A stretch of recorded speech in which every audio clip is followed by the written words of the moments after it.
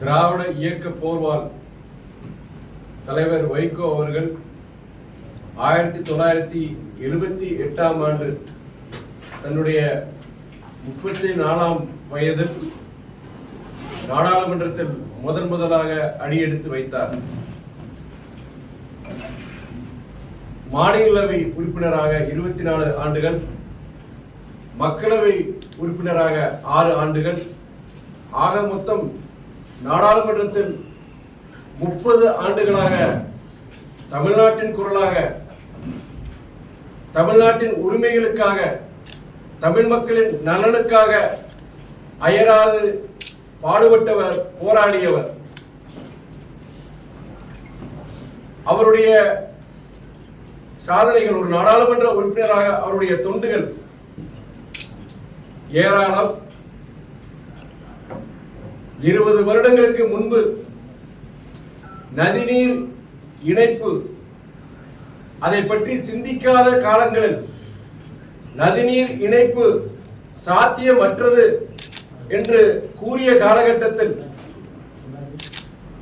நதிநீர் இணைப்புக்காக நாடாளுமன்ற வரலாற்றில் முதன்முறையாக தனிநபர் மசோதாவை கொண்டு வந்தவர் நம் தலைவர் வைகோ ஆவார். இன்று நாடு முழுவதும் பல இடங்களில் நதிநீர் இணைப்புக்கான பணிகள் நடைபெறுகின்றது என்றால் அதற்கு வித்திட்டவர் மாமனிதர் வைகோ ஆவார். மே 1 மே தினம் ஊதியத்துடன் விடுமுறையாக அன்றைய பிரதமர் சமூக நீதி காவலர் திரு VP சிங் மூலமாக அறிவிக்க செய்தவர் நம் தலைவர் வைகோ ஆவார். நெய்வேலி NLC நிறுவனம் தனியார் மயமாகாமல் இன்று வரை 30,000 குடும்பங்களுக்கு வாழ்வாதாரத்தை அளிக்கும் ஒரு பொதுத்துறை நிறுவனமாக நீடித்திருக்கிறது என்றால் அதற்கு காரணமானவர் நம் தலைவர் வைகோ. நாட்டின் விடுதலைக்காக போராடிய முக்கிய தலைவர்களின் அனைவரின் படமும் நாடாளுமன்றத்தின் மைய மண்டபத்தில் இருக்கும் பொழுது, அதே மைய மண்டபத்தில் இந்திய அரசியல் சாசனத்தை இயற்றிய அண்ணல் அம்பேத்கர் அவர்களின் திருவுருவப்படம் இல்லையே.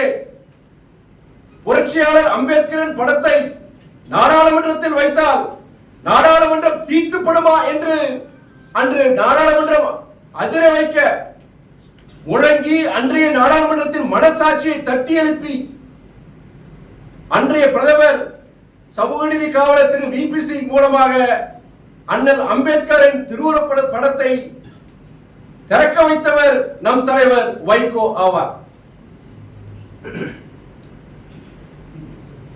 விருதுநகரிலிருந்து சிவகாசி,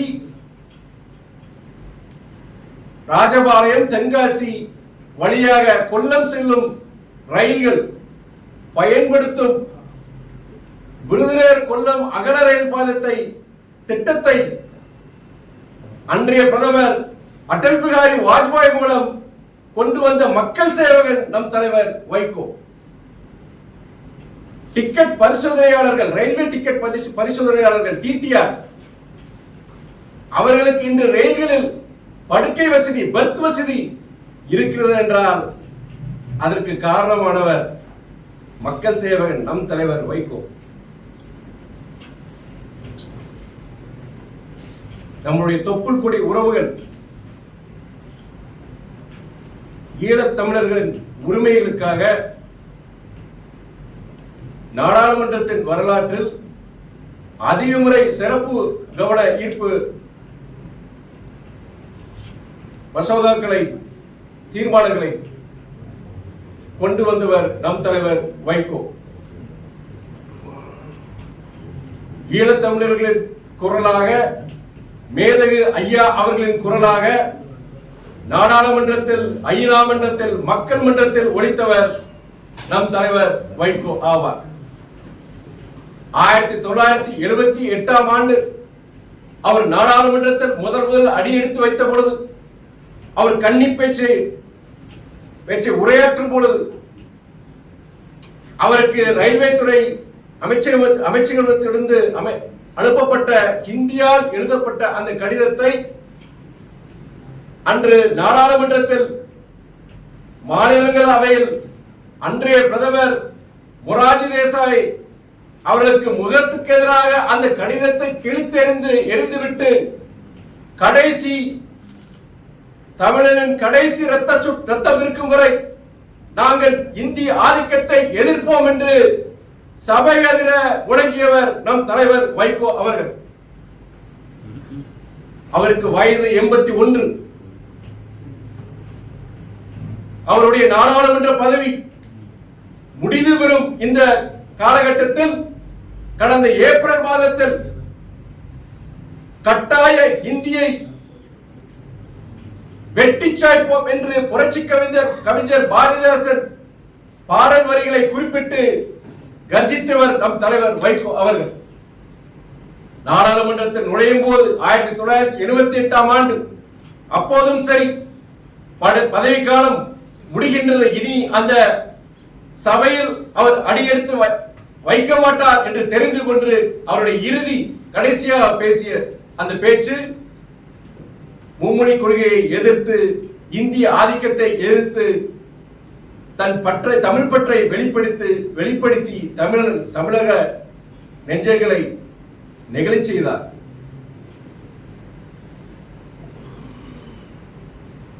நாடாளுமன்ற வரலாற்றில் பார்லிமெண்ட் டைகர் என்றால் அது திராவிட இயக்க போர்வால் தலைவர் வைகோதான். அதை யாராலும் அழிக்க முடியாது, மறுக்கவும் முடியாது.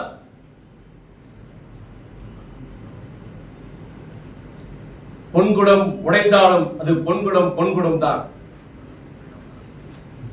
3 முறை ஒன்றிய அமைச்சர் பதவி தனக்கு அந்த வாய்ப்பு வந்த பொழுது அதை மறுதளித்த அரசியல் அதிசயம் தலைவர் வைகோ ஆவார்.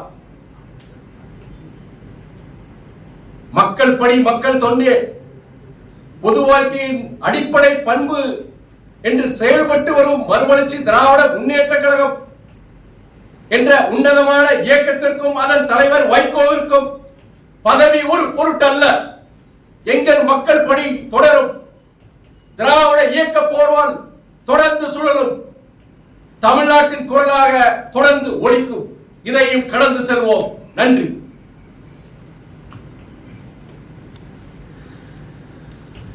லாஸ்ட் டைமும் போராட்டத்தில் தான் சார் வாங்கினீங்க, எம்பி சீட்டை வாங்கினது. கூட்டணியிலே இருக்கீங்க, ஆனால் ஒவ்வொரு தடவையும் உங்களுக்கு மறுக்கப்படுது. அதை பற்றி நீங்கள் என்ன நினைக்கிறீங்க? நாங்கள் முதல்ல 2019 கூட்டணியில் சேரும் பொழுது பொது உடைமை இயக்கங்கள், விடுதலை சிறுத்தைகள் கட்சி எங்களுக்கு தலா 2 சீட். அதாவது எங்களுக்கு பொறுத்தவரை தலைவர் உங்களுக்கே தெரியும், தலைவருக்கு அப்போது மாரடைப்பு ஏற்பட்டு ஹார்ட் அட்டாக், பேஸ் மேக்கர் வச்சிருந்தாங்க. அப்போ அதை கருத்தில் கொண்டு அப்போது திமுக திராவிட முன்னேற்ற கழக தலைமை, கூட்டணி தலைமை, அவர் தேர்தல் நேரத்தில் அவருக்கு வாக்கு சேகரிக்கிறது ரொம்ப கஷ்டம். வெற்றி பெற்றாலும் அவருடைய ஒரு மக்களவை உறுப்பினராக செயல்படுறது கஷ்டம். அதனால அவருடைய உடல்நலம் கருதி அவருக்கு நாங்கள் ராஜ்யசபா மாநிலங்களவை உறுப்பினராக கொடுக்குறோம், நீங்க ஒரு மக்களவை ஒரு மாநிலவை எடுத்துக்கோன்னு சொல்லியிருந்தாங்க. அதன் அடிப்படையில் தான் உடன்பாடு ஏற்பட்டது. தொடர்ந்து கிட்டத்தட்ட 7 ஆண்டுகள் கடந்து 8 ஆண்டுகளாக இந்த கூட்டணியில் நீடித்து வருகிறோம். சென்ற முறை அதே மாதிரி சட்டமன்ற தேர்தலையும் பொது உடைமை இயக்கங்கள், விடுதலை சிறுத்தைகள் கட்சி எங்களுக்கும் அந்த அடிப்படையில் தலா 6 சட்டமன்ற தொகுதிகள் என்ற அடிப்படையில் எங்களுக்கு ஒதுக்கப்பட்டது. கடந்த நாடாளுமன்ற தேர்தலில் அந்த சீட் எண்ணிக்கை எண்ணி வரும் பொழுது எங்களுக்கு கடந்த முறை கொடுத்த மாதிரி ஒரு மக்களவை உறுப்பினர், ஒரு மாநிலங்களவை உறுப்பினர் சொல்லும் பொழுது அதை அறிவிச்சிடலாமே சொல்லும் பொழுது அவங்க சொன்னது என்னன்னா, நீ ஒரு 1.25 வருஷம் இருக்கு, அதில் நியாயம் இருக்கு, அது 1.25 வருஷம் இருக்கு, அப்போ கண்டிப்பா தலைவர் அதை செய்வார். தலைவர்னு கூட்டணி தலைவர் மாண்பு முதலமைச்சர் அந்த தலைமை அவர்கள் செய்வார் என்று சொன்னார்கள். அது அறிவிச்சிட்டா இல்லை, எங்களோட இயக்கத்தோழர்கள் மத்தியில் மற்றவங்களுக்குலாம் 2 சீட்டு எங்களுக்குன்னு சொல்லும்போது இல்லை, அது ராஜ்யசபா கண்டிப்பாக அதை தான் கொடுத்தாங்க. அது மாதிரி கண்டிப்பாக தலைவர் வைகோங்கிறவர் மறக்க மாட்டாங்க, கண்டிப்பாக செய்வாங்கன்னு சொல்கிறாங்க. அதை ஏற்றுக்கொண்டு தான் நாங்கள் இப்பயே தொடரல, அது மாற்று கருத்து கிடையாது. அதன் அடிப்படையில் நீங்கள் கேட்ட கேள்விக்குன்னு சொல்கிறேன், அதனால தான் நாங்கள் அதை கடந்து சொல்லுவோம்னு சொல்கிறேன். உறுதி கிட்டத்தட்ட உறுதி சொல்ற மாதிரி தான் நீங்க சொல்றீங்க. பொருளுடைய மீனிங் என்னன்னா வந்து அவங்க அஷூரன்ஸ் கொடுத்துருக்காங்க, பட் அந்த அஷூரன்ஸ் அவங்க காப்பாற்றுற மாதிரி தெரியலையே. இல்லை, நாம அவங்க கூட்டணியை பொறுத்த வரைக்கும் நாங்கள் முதல் முறை சேரும் பொழுது நீங்கள் சொல்றது கரெக்ட் தான், அதை நாங்கள் ரெடி பண்ணி நாங்கள் சேரணும். அதுக்கப்புறம் பொறுத்த வரைக்கும் சென்ற இதுலையுமே அதே தான், நீங்கள் 1.5 வருஷம் இருக்குது. அதனால கண்டிப்பாக அப்போ சொன்னேன், இப்போ சொன்னால் தேவையில்லாத ஒரு குழப்பம் வரும். அது நியாயமானதான். ஏன்னா ஒரு ராஜ்யசபா சீட் சொல்லும்போது எல்லாருக்கும் அந்த எண்ணம் வரும். அப்போ எங்களுக்குன்னு சொல்லி வரும்போது அது இப்போதைக்கு வேண்டாம்னு சொல்லியிருந்தாங்க. முக்கியம் அதில் திராவிட முன்னேற்ற கழகத்தை சார்ந்த முக்கியமான நபர்கள். அதனால வந்து அப்போதைக்கு தலைவர் பொறுத்த வரைக்கும் கண்டிப்பாக கூட்டணி தலைவர் அவருடைய முதலமைச்சர் கண்டிப்பாக அதுக்கு செய்வார்ன்ற மாதிரி சொல்லியிருந்தாங்க. அது எங்களுக்கு பொறுத்த வரைக்கும் நீங்கள் சொல்கிற மாதிரி அதில் வருத்தம் இருக்குது. அதில் இது பண்ணாலும் நாங்கள் அதை தமிழ்நாட்டு நலன்கிறது அதை கடந்து செல்கிறோம் சொல்லுவோம். இப்போ கமலஹாசன் கேட்டிருக்கீங்களா நீங்க? கண்டிப்பாக அதில் நம்ம கேட்கணும், அதில் மறுக்கிறது கிடையாது. நாங்கள் கேட்கணும். அதாவது தலைவர் வைகோ கேட்கல, இல்லை எங்களுடைய தலைமை நிர்வாகிகள் நான் உட்பட அந்த கோரிக்கையை வச்சு என்ன சொன்னாங்க? அவங்க இப்போ இதெல்லாம் என்ன சொன்னாங்கன்னா, கூடுதலாக ஒரு நம்ம மக்கள் நீதி இயக்கம் வருது. அதே நேரத்தில் திராவிட முன்னேற்ற கழகத்திலையும் ஏற்கனவே அவங்களுக்கு உறுதி செய்யப்பட்டிருந்தா அவங்களுக்கு இதே மாதிரி ப்ராமிஸ் பண்ணியிருப்பாங்க போல. அதனால அந்த காரணத்தினால ஒரு கொடுக்க முடியாத ஒரு சூழல் ஏற்பட்டு இந்த கூட்டணின்னு வரும்போது பெரும்பாலான எலெக்ஷன்ஸ்ல வந்து என்ன அப்ளை பண்ணியிருக்கோம் அப்படின்னு சொன்னா, எம்டிஎம் கடைசி வரைக்கும் அவங்கள வந்து இது பண்ணிட்டு லாஸ்ட் மினிட்ல அவங்க ஒரு விதமான ஒரு ஏமாற்றத்தை கொடுக்குற மாதிரி தான் கட்சிகள் நடந்தது, இன்க்ளூடிங் டிஎம்கேவும் அந்த மாதிரிலாம் இருந்துருக்கு. ஸோ கிட்டத்தட்ட அதே மாதிரி சுச்சுவேஷன் தான் இப்போயும் அந்த மாதிரி ஒரு ஃபீல் இருக்கு. இல்லை, நாங்கள் தலைவருக்கு வந்து நான் இந்த இன்டர்வியூலேயே ஃபர்ஸ்ட் எடுத்தவொடனே சொன்னேன், இதுக்கான இந்த இன்டர்வியூனா பல இடங்களில் கடந்த 2 நாட்களாக உங்களை போன்ற பத்திரிகை நிருபர்கள் ஊடகவியாளர்கள் தொடர்ந்து இது போன்ற கேள்வி கேட்குறேன். நான் அவாய்ட் பண்ணிட்டு தான் இருந்தேன். இருந்தாலும் இயக்கத்தோழர்கள் முக்கியமான நிர்வாகிகள் நம்முடைய நிலைப்பாடு என்னன்னு சொல்றேன். ஏன்னா இணையத்தில் நிறைய பேர் அவங்களுடைய கருத்துக்களை போட்டிருக்காங்க. அது தலைமை நிர்வாகிகள், தலைவர் கேட்கல சரி, தலைமை நிர்வாகிகள் என்ன இதுக்கு முயற்சி எடுத்தாங்க, அவங்க அப்போ இதுல சரியான இதை கையாண்டாங்களாங்கிற ஒரு இது வரும்பொழுது அதுக்கு பல வழிகள் உங்களுக்கு ஒரு பதில் சொல்லணும், இயக்கத்தில் இருக்க தொண்டர்கள் நிர்வாகிகளுக்கு ஒரு பதில் சொல்ல வேண்டிய ஒரு சூழ்நிலை, பொதுமக்கள்கிட்டே ஒரு இந்த இணையத்தில் இந்த மாதிரி பல செய்திகள் போறதுனால அப்போ அதுக்கு உண்டான அந்த தெளிவுபடுத்திருக்க வேண்டியதான் இன்னைக்கு நான் இந்த பிரஸ் மீட் பொறுத்த வரைக்கும். நான் மொத்தத்தில் என்ன சொல்றேன்னா, எங்களுடைய இயக்கத்தோழர்கள் பொறுத்த வரைக்கும் அது ஒரு வருத்தம், ஒரு வேதனை. தலைவருடைய புது வாழ்க்கையை பொறுத்த கிட்டத்தட்ட உங்களுக்கு 61 வருஷமா தமிழ்நாட்டுக்காண்டி இன்னைக்கு அரசியல் எல்லைகளை கடந்து தமிழ்நாட்டில் இருக்கிற தலைவர் மொத்தம் கிடையாது, இந்தியாவில் இருக்கிற முக்கியமான தலைவர்கள், இப்போ இருக்கிற தலைவர்கள் சரி, முன்னாள் தலைவர்கள் சரி, பிரதம மந்திரி அமைச்சர், அதாவது நம்மளுடைய பிரதம மந்திரி நம்முடைய இந்திரா காந்தி அம்மையார்லேருந்து நீங்க சமூக நீதி காவலர் VP சிங்லேருந்து திரு அடல் பிகாரி வாஜ்பாய் வரைக்கும், வைகோ பொறுத்த வரைக்கும் ஒரு நாடாளுமன்ற வரலாற்றில் ஒரு சிறந்த ஒரு நாடாளுமன்ற உறுப்பினர்கள் அவரும் ஒருவர், ஒரு நேர்மையானவர், ஒரு உன்னதமானவர், ஒரு மனிதநேயமிக்க ஒரு தலைவர்ங்கிற அந்த ஒரு மரியாதை பொறுத்து அரசியல் எல்லைகளை கடந்து இன்னைக்கு எல்லார்கிட்டையும் இருக்கு. இன்னைக்கு என்னன்னா அது வந்து அதனுடைய இது என்னன்னா எல்லாருக்கிட்டையும் ஒரு எதிர்ப்பு, ஜனங்கிட்டே பொறுத்த வரைக்கும் தலைவர் வைகோ கொடுத்துருக்கலாமே, ஒரு சீனியர் மோஸ்ட் ஒரு இது கொடுத்துருக்கலாமே இருக்கும்போது என்கிட்டயே பல இடங்கள்ல எல்லாருமே இதை சொல்லும் போது நான் இந்த ஒரு தருணத்துல வந்து அதை சொல்ல ஒரு ஏமாற்றம் இருக்கு, ஒரு வருத்தம் இருக்கு. ஆனால் இன்னைக்கு பொறுத்த வரைக்கும் தமிழ்நாட்டுடைய நலன் கருதி இதை கடந்து செல்வோங்கிறத சொல்ல முடியும். எனக்கு சில நானும் பொறுத்த வரைக்கும் முதன்மை செயலர் இருந்தாலுமே கூட தலைமைக்கு கட்டுப்பட்டு தான் நான் செயல்பட முடியும். நான் இதுவே பொறுத்த வரைக்கும் தலைமைக்கு கேட்டுட்டு தான் நான் சொல்றேன். ஏன்னா வந்து தலைமையே சொன்னாங்க, சொல்லி இந்த மாதிரி வழக்கத்தை சொல்லிருங்கன்னு சொல்லி தான் நான் சொல்றேன். அதுக்கு பின் நான் விவரிச்சு சொல்ல முடியும். சார், கூட்டணி தலைவர் கொடுத்த வாக்குகளை காப்பாற்றுறது டிஎம்கே ஏடிஎம்கே வந்து தேமுதிக மற்ற இயக்கங்களை பற்றி நான் பேச முடியாது. நீங்க எல்லாருக்கும் அந்த கடந்த 2 நாட்களாக தொடர்ந்து உங்களுடைய கேள்விக்குண்டான பதில் நான் சொல்லியிருக்கிறேன். கடந்து செல்கிறோம், அவ்வளவுதான் என்னால சொல்ல முடியும். இந்த டிசப்பாயின்மெண்ட் வந்து அடுத்த வரக்கூடிய அசம்பிளி எலெக்ஷன்ல உங்களுக்கு ஏதாவது ஒரு காம்பன்சேஷன் ஏதாவது? இல்ல, அது என்னன்னா எங்களுடைய எதிர்பார்ப்பு பொறுத்த வரைக்கும்னா எண்ணிக்கையின் அடிப்படை கிடையாது. எந்த நோக்கத்துக்காண்டி இந்த கூட்டணியில் நாங்கள் சேர்ந்தது உங்களுக்கு எல்லாருக்கும் தெரியும். அப்படி அந்த தமிழ்நாட்டு நலனுக்காக இந்த ஒரு கூட்டணி வலுவா இருக்கணும், கூட்டணி தொடரணும் நினைக்கிற இயக்கம் தலைமை தான் எங்களுடைய. சட்டமன்ற தேர்தல் பொறுத்த வரைக்கும் அன்னைக்கு கண்டிப்பா வந்து பொறுத்த வரைக்கும் நீங்க சொல்ற மாதிரி சரி, இது ஒரு டிசப்பாயின்மெண்ட் தான், ஒரு ஏமாற்றம் தான். தலைவர் எங்களுக்காண்டி வேண்டாம், எங்களுடைய அடையாளமே அந்த வைகோங்கிற அந்த பிராண்ட் தான். தலைவர் வைகோ தான் எங்களுடைய அடையாளம். அவர் மனசங்கடப்படாத மாதிரி, அவர் எங்க இயக்கத்துக்கு எங்களுடைய தலைமைக்கு எந்த விதத்திலையும் ஒரு சங்கடத்தை உருவாக்காத மாதிரி, ஒரு தன்மானத்தை இழக்காத மாதிரி அவங்க கண்டிப்பா கொடுப்பாங்க நான் நினைக்கிறேன். வைகோவை போட்டியிட வாய்ப்பு இருக்கும். அது அவர் தான் முடிவெடுக்கணும், அவர் முடிவெடுக்கணும், இயக்கம் முடிவெடுக்கணும். அதற்கு கூட்டணி தலைமையும் அதுக்குண்டான வாய்ப்பு அவங்க கொடுக்கணும். இந்த பேருந்து கட்டண உயர்வு கருத்து கேட்டு சார், பேருந்து கட்டண உயர்வுக்கான சூழ்நிலை இருக்கு அப்படின்ற இல்லை, அது பேருந்து கட்டணம் பொறுத்த வரைக்கும் அது இந்த நேரத்தில் உயர்த்த மாட்டான்னு நினைக்கிறேன் நான். ஏன்னா ஏற்கனவே வந்து பல இது இருக்கிறதுனால உங்களுக்கு இந்த நேரத்தில் பண்ண மாட்டாங்கிற நம்பிக்கை இருக்கு. நீங்க மின்சாரம் கூட போனோட கேட்டிருந்தீங்க, மின்சார உயர்வு இருக்குமான்னு நீங்க கேட்டிருந்தீங்க. நான் அதுக்குண்டான பதில் நான் சொல்லியிருந்தேன்.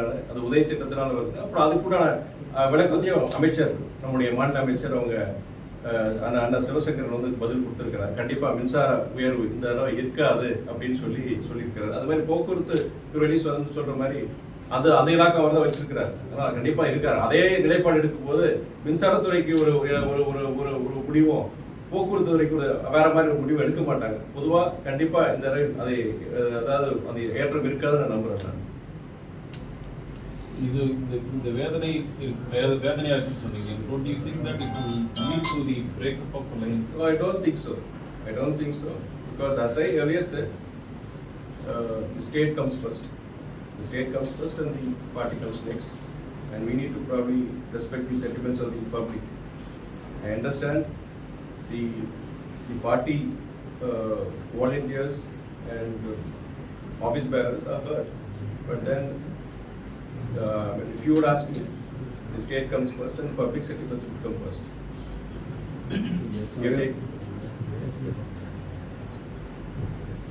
From that, the alliance will continue. Yes. The alliance will not break because of Mr. Vaiko being denied a Rajya Sabha seat. Because as I earlier said, he was offered the cabinet when Central Minister, not once but thrice. He had denied it, and probably he's a very principled leader. And probably when a politician probably denies or refuses probably a post as high as a cabinet minister's post, that shows his ideals. And in this juncture, if for a Rajya Sabha seat, if probably we probably think otherwise. It would be a grave injustice, probably not even, and that's what I'm advising the cadres. Our leaders sacrificed a lot. I mean, he's been in public life for nearly 61 years. He has been in prison for more than 5 years. இன்னைக்கு தமிழக அரசியல்ல திராவிட இயக்க தலைவர்கள்ல அதாவது லஞ்ச ஊழல் குற்றச்சாட்டுக்காண்டி கிடையாது, மக்கள் பிரச்சனைக்காண்டி அதிக வருடங்கள் சிறையில் இருந்த ஒரே தலைவர் வைகோ. 5 வருஷம் இருந்திருக்கிறார், மக்களுக்காக இருந்திருக்கிறாரு. அப்படி பல தியாகங்கள் செஞ்சிருக்கிறாரு. ஒன்றிய அமைச்சர் பதவி 3 தடவை கொடுத்துமே, அதாவது அன்னைக்கு நீங்க டிஃபென்ஸ் ஃபினான்ஸ் தவிர எந்த போர்ட்ஃபோலியோ எடுத்துக்கோங்கன்னு சொல்லிட்டு, அது வேற இல்லை, டிஃபென்ஸ் ஃபினான்ஸ் தவிர எந்த போர்ட்ஃபோலியோ எடுத்துக்கோங்கன்னு சொல்லி கொடுக்கும்போது எனக்கு வேண்டாம்னு சொல்லி மறுத்தவர். அப்படிப்பட்ட ஒரு தலைவர் பற்றி இதுக்காண்டி ஒரு ஆட்சி சீட்டுக்காண்டி இது பண்றது வந்து அது மிகவும் நினைக்கிறதே மிகவும் தவறு. அதனால அந்த நிலைப்பாடுல வந்து நாங்க மாற்றம் கிடையாது. என்ன பிளான்ஸ்? இப்போ சட்டமன்ற தேர்தல் அடுத்து 1 வருஷம் தான் இருக்கு, 1 வருஷம் கூட கிடையாது. கட்டமைப்பு பொதுக்குழு ஜூன் 22 மறுமலர்ச்சி திராவிட முன்னேற்ற கழகத்துடைய பொதுக்குழு அறிவிக்கப்பட்டுள்ளது. அதற்குண்டான பணியும் பொதுக்குழுவை பொறுத்த வரைக்கும் அடுத்த கட்ட பணிகள் சட்டமன்ற தேர்தலை நோக்கி இயக்கத்தை வலுப்படுத்துவதற்கு சட்டமன்ற தேர்தலில் நம்முடைய இயக்கம் சிறப்பான முறையில் செயல்பட்டு அதுக்குண்டான அங்கீகாரம் பெறுவதற்காக கூட்டியிருப்பு வச்சுக்கிட்டீங்கன்னா தலைவர் வைகோக்குன்னு ஒரு மரியாதை இருக்கு. பட் என்னதான் இருந்தாலும் கட்சிங்கிறது நாங்கள் ஏதோ ஒரு கொடுக்கணும், அதுக்குண்டான பங்களிப்பு கண்டிப்பா இருக்கணும். அடுத்து வர காலகட்டங்களில் இனி அந்த இயக்கப்பணிகளை தீவிரப்படுத்துறது, அதே நேரத்தில் பொறுத்த வரைக்கும் எங்கெங்க எங்களுக்கு இயக்கம் வலுவா இருக்கோ அந்த மாவட்டங்கள் அந்த சட்டமன்ற தொகுதிகளை அதை அடையாளம் கண்டு அங்கு அரசியல் பணிகளை தீவிரப்படுத்துறது. எங்களை மறுமலர்ச்சி திமுகவால் கண்டிப்பாக நாம் பலன் பெறுவோம் என்கிற நம்பிக்கை கூட்டணியில் இருக்கும். அது திமுக தலைமைக்கு, அதாவது கூட்டணி தலைமைக்கு மாத்திரம் கிடையாது, பிற இயக்கங்களுக்கு கூட அந்த ஒரு இதை உருவாக்குறதுக்கு உண்டான என்னென்ன செயல்பாடுகள், என்னென்ன செயல் திட்டங்கள், அதுக்கு உண்டான விவாதம் வந்து பொதுக்குழுவில் கண்டிப்பாக நடக்கும். அது இல்லாமல் பொறுத்த வரைக்கும் அடுத்து ஏற்கனவே நாங்கள் பேசியிருந்தோம், அடுத்து தொடர்ந்து இந்த அடுத்த ஒரு 16-17 மாதங்கள் பொறுத்த வரைக்கும் மக்கள் சார்ந்த சில விஷயங்கள், முக்கியமான விஷயங்கள் அதையும் நாங்கள் மக்கள் மன்றத்தில் விவாதிப்போம் நாங்கள் முடிவெடுத்தோம். சார், ஏற்கனவே பண மதிப்பிழப்பு நடவடிக்கைலாம் வந்தது. இப்போ திருப்பி இந்த 500 தாவல்கள்லாம் திரும்ப பெறணும்னு சொல்லி சந்திரபாபு நாயுடு சொல்லியிருக்காரு. நீங்கள் டிமானிட்டைசேஷன் வந்து பொறுத்த வரைக்கும் அது ஒரு நல்ல நோக்கத்துக்காண்டி கொண்டு வந்தாங்க. கருப்பு பணத்தை ஒழிக்கிறதுக்காண்டி கொண்டு வந்தது நல்ல நோக்கம் தான், தவறான நோக்கம் கிடையாது. பட் அது எப்படி செயல்படுத்தப்பட்டது, அதனால அந்த பாதிப்புகள் பார்க்கும்போது குறிப்பாக middle class, lower middle class, அடித்தட்டு ஜனங்க நிறைய பேர் சங்கடப்பட்டாங்க.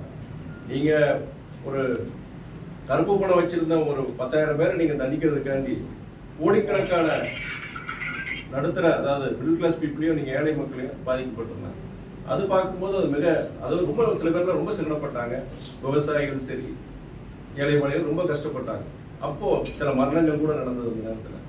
அது ஒருத்தர் டிமானிட்டேஷன் சரி அவ்வளோ தூரம் பண்ணாங்க இல்லையா, அதுக்குண்டான தீர்வு கிடைச்சதா அப்படின்னு பார்க்கும்போது பல ஆய்வுகள் என்ன தெரியுதுன்னா, அந்த டிமானிட்டேஷனால என்ன நோக்கத்துக்காக அது கொண்டு வரப்பட்டதோ அந்த நோக்கம் நிறைவேறது, மறுபடியும் அதை கொண்டு வரதுங்கிறது இதுதான். நீங்க கருப்பு பணத்தை ஒழிக்கிறதுக்கு எவ்வளவு சட்டங்கள், இன்னைக்கு இன்கம் டேக்ஸ் சரி, இன்னைக்கு இன்கம் டேக்ஸ் நிறைய புதிய சட்டங்கள் கொடுத்துருக்காங்க. பண பரிவர்த்தனை சட்டம், அதாவது 2 லட்சத்துக்கு ரூபாய்க்கு மேல நீங்க ரொக்கமா நீங்க எதுவுமே பண்ண முடியாது இருக்கு. பண்ண 100% பெனால்டி இருக்கு, ஃபைன் இருக்கு. அதாவது கருப்பு பணத்தை ஒழிக்கிறதுக்குண்டான அனைத்து சட்டங்கள், புதிய சட்டங்களும் கொண்டு வந்திருக்கிறாங்க. அதை கொண்டு வந்தாலே செயல்படுத்தாலே போதும். உங்களுக்கு மறுபடியும் டிமானிட்டைசேஷன் கொண்டு வரது தேவையில்லாத ஒன்று நான் நினைக்கிறேன். The last 4 years டிஎம்கே ரூல்ல நிறைய குற்றச்சாட்டுகள் சொல்றாங்க. குறிப்பா corruption has gone to a different level அப்படின்னு சொல்றாங்க. They cite so many examples including collection of 10 rupees per bottle over the sale of in the counters of Tasman. See, நீங்க சொல்றது small one, but so many complaints have been allegations have been raised against the PMK ministers. நீங்க இப்போ allegations நீங்க சொல்ற மாதிரி குறிப்பாக நம்முடைய எதிர்கட்சி தலைவர் நிறைய பேர் எழுப்பியிருக்காங்க. அதுக்கு சில விஷயங்கள் கொடுத்துருக்கு. டாஸ்மாக் பொறுத்தவரைக்கும் அமலாக்கத்துறை அதை அவங்க ரெய்டு நடத்தியிருக்கிறாங்க. அதுக்குண்டான சில அவங்களே ஸ்டேட்மெண்ட்ஸ் கொடுத்துருக்குறாங்க. பட் அது எவ்வளோ தூரம் அது உண்மைங்கிறது நம்ம கொஞ்சம் பார்க்கணுங்க.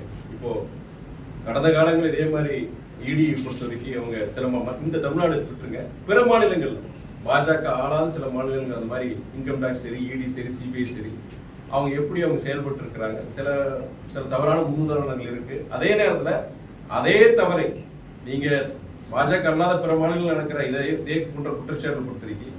பிற மாநிலங்கள் பாஜக ஆளுகின்ற மாநிலங்கள் அந்த குற்றச்சாட்டு எழுப்பப்பட்டு அங்க இதே நடவடிக்கை இன்கம் டேக்ஸ் என்ஃபோர்ஸ்மெண்ட் டைரக்டரேட் இதே மாதிரி ரெய்டு பண்ணியிருக்காங்களா, அது சம்பந்தப்பட்ட நபர்கள் மீது நடவடிக்கை எடுத்திருக்காங்களாங்கிறது பல விவாதங்கள் ஓடிட்டு இருக்கும் பொழுது, அதாவது அவங்க ஒன்றிய அரசுடைய கைப்பாவையா ஒரு செயல்படுற மாதிரி தான் இப்போ இன்னைக்கு பல ஊடகங்கள் சொல்லிட்டு இருக்கிறாங்க, செஞ்சுட்டு இருக்காங்க. பட் ஓகே, கேஸ் ரிஜிஸ்டர் ஆயிருக்கு, நீ கேஸ் எஃப்ஐஆர் பதிவு பண்ணியிருக்கிறாங்க. நீதிமன்ற விசாரணை அப்புறம் ஒரு தீர்ப்பு வரும்போது அப்போ நமக்கு எல்லாருக்கும் தெரியணும், உங்களை போன்றவருக்கு என்னை போன்றவர்களுக்கும் உண்மையிலேயே தவறு நடந்திருக்கான்னு தெரியணும். ஆனால் ஒரு இன்கம் டேக்ஸ் இதை வச்சோ, ஒரு ஐடி இதை வச்சோ அவங்க அவங்க சொல்றதை வச்சு, அவங்க நடவடிக்கையை வச்சு தவறு நடந்திருக்கா, அப்படி தவறு நடந்திருக்கு நம்ம சொல்ல முடியாத ஒரு சூழ்நிலை இருக்கு. ஏன்னா பிற மாநிலங்களை பொறுத்த வரைக்கும் பாஜக அல்லாத பிற இயக்கங்கள், பிற அரசியல் கட்சிகள் ஆளுகின்ற மாநிலங்கள்ல அந்த ஒரு இது கிடையாது. உதாரணத்துக்கு ஒரே ஒரு உதாரணம் தெரியும் உங்களுக்கு. சமீபத்தில் அசோகா யூனிவர்சிட்டியுடைய ப்ரொஃபசர் அவர் அந்த ஆபரேஷன் சிந்தூருக்கு அப்புறம் ஒரு ஒரு ஒரு பொதுவான கருத்து, நாட்டுப்பற்று சம்பந்தமா, நாட்டுப்பற்றை பற்றி தான் இந்த மாதிரி நம்முடைய ராணுவ வீரர்கள் வந்து பற்றி சொல்லி, குறிப்பா நம்முடைய ராணுவத்தில் பணியாற்ற நம்முடைய பெண் அந்த அலுவலர்கள் பத்தி நல்லா தான் சொல்லியிருக்கிறார். ஆனா அதுல ஒரு வேற மாதிரி அர்த்தம் செஞ்சு கொண்டு வந்து அவர் மேல கடுமையான நடவடிக்கை எடுத்திருக்கிறாங்க. அதே நேரத்துல பாஜக அமைச்சர் ஒருத்தர் உத்தரப்பிரதேஷ் சார்ந்த, மத்திய பிரதேஷ் விஜய் ஷா நினைக்கிறேன், அந்த அமைச்சர் வந்து அவ்வளவு ஒரு கொச்சையான ஒரு வார்த்தைகள் யூஸ் பண்ணி, அதாவது என்னன்னா தீவிரவாதிகளுடைய சகோதரிகளை வச்சே நாங்க பதிலடி கொடுக்கணும்னு சொல்லும் போது குறிப்பிட்ட ஒரு சமுதாயத்தின் மேல ஒரு கோபத்தையும் கொண்டு வர ஒரு சூழ்நிலை, அது எவ்வளவு ஒரு முக்கியமான ஒரு, அவர் மேல நடவடிக்கை எடுக்கல. அதுக்கப்புறம் உயர்நீதிமன்றம் தலையிட்டு, உச்சநீதிமன்றம் தலையிட்டு ஒரு எஃப்ஐஆர் பதிவு பண்ணி அவர் மன்னிப்பு கேட்டோம். இது உச்சநீதிமன்றம் கடுமையான ஒரு இது சொன்னது. ஸோ என்னன்னா இங்க ஒரு நியாயம் அங்க ஒரு நியாயம் பார்க்கணும். இது வந்து பொறுத்த வரைக்கும் இதெல்லாம் பார்க்கும்போது சரி, இதெல்லாம் அவங்க நீங்க சொல்ற குற்றச்சாட்டை பொறுத்த வரைக்கும் உண்மையா கூட இருக்கலாம், இல்லாம கூட இருக்கலாம். பட் இந்த நடவடிக்கைகள் சொல்ல முடியாது, நீதிமன்றங்களுடைய தீர்ப்பு வச்சு நம்ம தீர்மானிக்க முடியும். சார், கமலஹாசன் வந்து கன்னட தமிழ்லேருந்து தான் வந்தது அப்படின்னு சொல்லியிருக்காரு. பினராயி விஜயன் சொல்லியிருக்காரு, மலையாளமும் தமிழும் கலந்துருக்காரு, சம்ஸ்கிருதம் தமிழ் கலந்தா மலையாளம்னு சொல்லியிருக்காரு. அவங்க ஒத்துக்கிறாங்க. ஆனா அந்த அரசியலாக்கப்படுறாரு இல்ல, அது கண்டிப்பா அரசியல் சொல்றேன் இல்லையா? இல்லை, நாட்டில் பல இடம் சொல்லியிருக்கேன் நான். நாட்டில் பல பிரச்சனைகள் இருக்கு. நாட்டில் மக்களுடைய அடித்தட்டு பல அடிப்படையான விஷயங்களுக்கு, தண்ணீர் பிரச்சனை, கல்வி, வேலை வாய்ப்பு, பணவீக்கம், பல்வேறு பிரச்சனைகள் இங்க இருக்கும் பொழுது நீங்க இதை வந்து தேவையில்லாத விஷயத்த நான் சொல்லுவேன் நான். ஆனா ஒன்னே ஒரு விஷயம் என்ன பொறுத்த வரைக்கும்னா, மொழி வல்லுநர்கள் அவங்க என்ன சொல்லியிருக்காங்கன்னா, ஒருத்தரோட பல பேர் அந்த டாக்குமெண்ட் தரவுல வச்சு சொல்லியிருக்கிறாங்க. தமிழ் மொழி தான் அது வந்து அது முதல் மொழி. அதுல இருந்து வந்ததுதான் மலையாளம், தெலுங்கு, கன்னடம், திராவிட மொழிகளுடைய அந்த பிறப்பிடமே தமிழ்ங்கிறது பல வல்லுநர்கள் சொல்லியிருக்கிறாங்க. அதுபடி நம்ம தரவுகள் வச்சு சொல்லியிருக்கிறாங்க. அதுல அவர் திரு கமலஹாசன் அவர்கள் சொன்னது வந்து அதுல 100% உண்மை தான் சொல்லுவேன் நான். இதை வந்து நீங்க உடனே நான் பெருசா நீ பெருசா, அதாவது மொழிங்கிறது மாதிரி ஜாதிலையும் சரி மதத்திலையும் சரி நீ பெருசா நான் பெருசான்னு சொல்லி ஒரு அரசியலாக்கி கவனத்தை வந்து சிதறடிக்கிறதா நான் பாக்குறேன். இது போன்றதெல்லாம் நம்ம பேசவே கூடாது. சார், தமிழ்நாட்டுல தமிழக நலன்களுக்காக கூட்டணியில தொடர்றோம் அப்படின்னு சொல்றீங்க.